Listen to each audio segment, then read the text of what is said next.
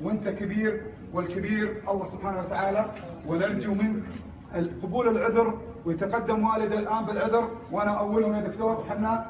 احنا نعتذرك يا دكتور، ونعتذر منك حقيقة بما بابا، وهذا والد الرجل يعتذر منك يا دكتور.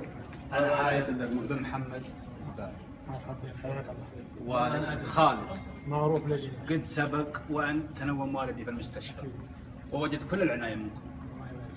والله الذي لا اله الا هو انكم خدمتونا بكل شيء وارتحنا لكم، وكنا نعتبركم فوق رؤوسنا دائما وابدا.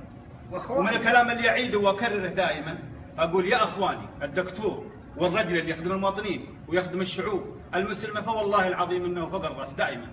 فوالله اذا حصل شيء احنا طالبينك يا دكتور انك تسمح لنا العفو والصفح والعفو والصفح منك، ونعتذر للجميع.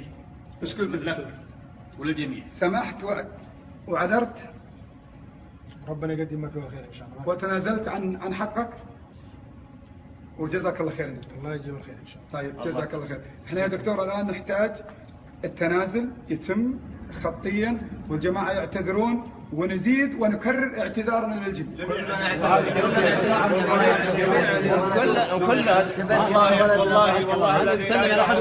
ولا الامانه هذا ما نرضى عليك. كلمه حق اريد ان اقولها يا جماعه الخير.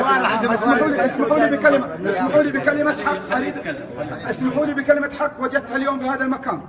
شهاده حق لله. دكتور يحيى، الدكتور يوسف، كذا دكتور الان موجودين هنا في المستشفى، اول ما شافوا هذا الرجل وقفوا وانبهروا، قال هل يعقل انك انت ابو خالد؟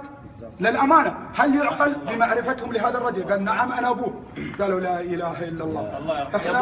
احنا خليني اقول لك، احنا تعاملنا معك في مرافقتك لوالدك هنا لمده شهر، ما لمسنا منك الا، هذا كلامهم مو كلامي انا، ما لمسنا منك يا ابو خالد الا كل الاحترام والتقدير. واحنا الان يوم شفنا انك انت والده احنا تفاجئنا جدا، لان اللي حصل واتضح ان اللي حصل نزوه شيطان وليس مقصودا.